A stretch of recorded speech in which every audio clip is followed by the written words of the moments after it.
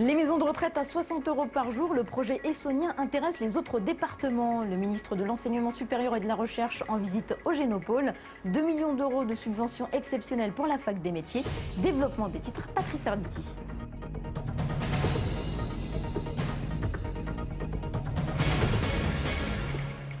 Bonsoir et nous allons commencer probablement comme tous nos confrères aujourd'hui par l'arrivée du Beaujolais nouveau. Alors on aime, on n'aime pas, chaque année c'est la même chose, c'est une date que des millions de personnes vont célébrer d'une manière ou d'une autre. 35 millions de bouteilles ont été mises en rayon et les conditions météo, paraît-il, ont été très favorables cette année. Chaque année d'ailleurs on dit la même chose, goût de fruits rouges, de vanille, de bananes, bref, une équipe est allée faire un petit tour pour savoir ce que les Essonniens en pensaient. J'aime bien les traditions, oui. Mais c'est vrai que personnellement, non, j'en achète pas. Je ne l'attends pas parce que je ne bois pas d'alcool et que je ne sais pas reconnaître les vins. Alors. Je n'achète pas particulièrement de Beaujolais nouveau, même si j'aime bien. Non, je l'attends. J'en ai acheté d'ailleurs. Bon, le Beaujolais, ça fait partie des petits plaisirs de la vie, mais enfin sans plus, quoi. Alors j'en ai entendu parler, mais je l'attendais pas spécialement, mais je vais peut-être quand même y goûter. J'ai t'en cherché déjà. Vous voyez, j'ai déjà fait mes commissions. Non, j'attendais pas forcément le Beaujolais nouveau pour être heureuse, alors non. Je sais qu'il existe, je sais qu'on l'attend cette période, mais en ce qui me concerne, comme je ne bois pas, donc je ne pourrais pas vous dire s'il est bon ou pas bon. Mais apparemment, d'après ce que j'ai entendu dire à droite et à gauche, il est très bon cette année. Pas vraiment, non. Je suis pas très Beaujolais nouveau, moi. Mais c'est le rituel, tous les ans, Beaujolais nouveau, faut jamais le louper celui-là. Voilà, un oubli à réparer. Hier, nous donnions les noms des personnalités essonniennes figurant dans l'équipe de campagne du candidat socialiste à la présidentielle. Nous avions cité François Lamy, nous avions cité Manuel Valls et Julien Drey, en omettant le maire de Ris-Orangis, Thierry Mandon. Thierry Mandon fait partie des représentants des candidats aux primaires dans l'état-major de François Hollande. Je vous rappelle qu'il avait soutenu Arnaud Montebourg.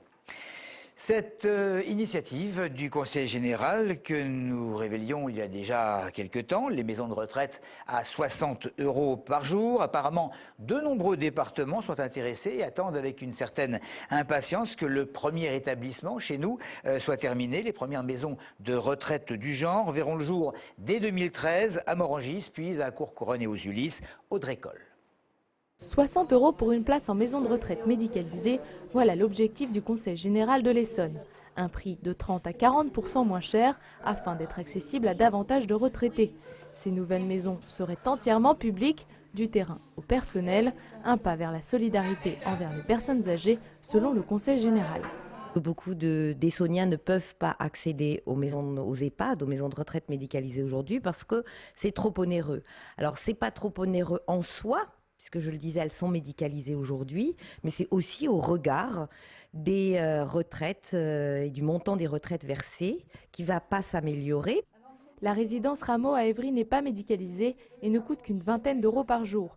Pour ces résidents, une future maison de retraite médicalisée est inenvisageable, même à 60 €.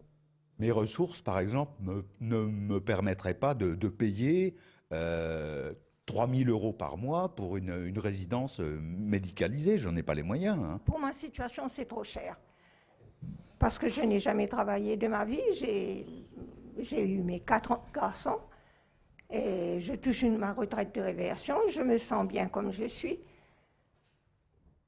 Mais à 60 €, c'est trop cher. À terme, le Conseil général compte ouvrir 1000 places dans le département. Le premier établissement à Morangis, dont la première pierre sera posée le 25 novembre, devrait ouvrir en 2013. Comme prévu, si les bureaux de poste qui avaient connu quelques débrayages en début de semaine ont repris le travail, c'est cette fois à Gif-sur-Yvette et à Orsay que les grévistes ont décidé de reconduire leur mouvement. Les syndicats parlent de mépris affiché et ils revendiquent un rééquilibrage des emplois. Travailler le dimanche, ça ne plaît pas à tout le monde. La CGT, hier, arpentait les allées d'Évry 2 en distribuant des tracts pour demander la consultation des 2200 salariés du site au sujet, justement, des projets d'ouverture de commerce tous les dimanches de l'année. Le syndicat se montre d'ailleurs offensif en s'exclamant, je cite, « Ce n'est pas un maire, un employeur ou un préfet qui doivent décider pour les salariés ». Fin de citation. d'Evry 2 à Grigny 2 pour signaler que c'est après-demain samedi que les habitants sur place vont pouvoir voir le projet d'aménagement du centre-ville lors d'une exposition sur l'avenir de la ville de Grigny. La Grande Borne et Grigny 2 représentent évidemment une partie très importante du projet et donc de l'exposition. Pour mémoire, il va falloir raser les 4500 mètres carrés du centre commercial. Après Éric Besson, c'était aujourd'hui Laurent Wauquiez, ministre de l'Enseignement supérieur et de la Recherche, qui est venu sur le territoire pour visiter le Génopole d'Evry et lancer un appel à la mobilisation pour trouver les nouvelles thérapies et vaincre les maladies rares. Claire Colombel. À 2 semaines de la 25e édition du Téléthon, manifestation créée pour récolter des fonds pour la recherche, Laurent Wauquiez était au Génopole.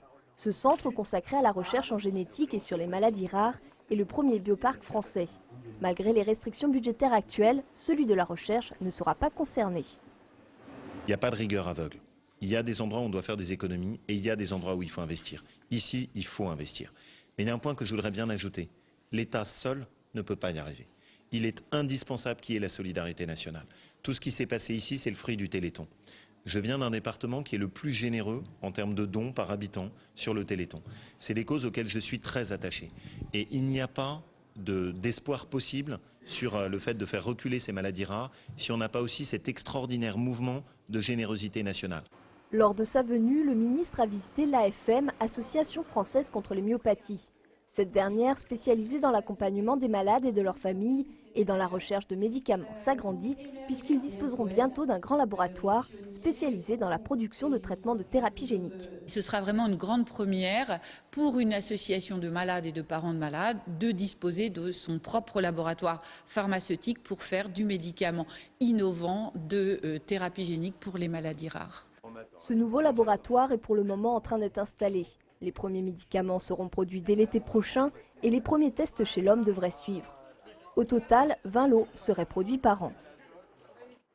Il en manque, mais c'est déjà ça. C'est ce que doivent penser les dirigeants de la faculté des métiers, qui est en grande difficulté financière. Le Conseil régional d'Île-de-France lui a accordé une subvention exceptionnelle de 2 millions d'euros.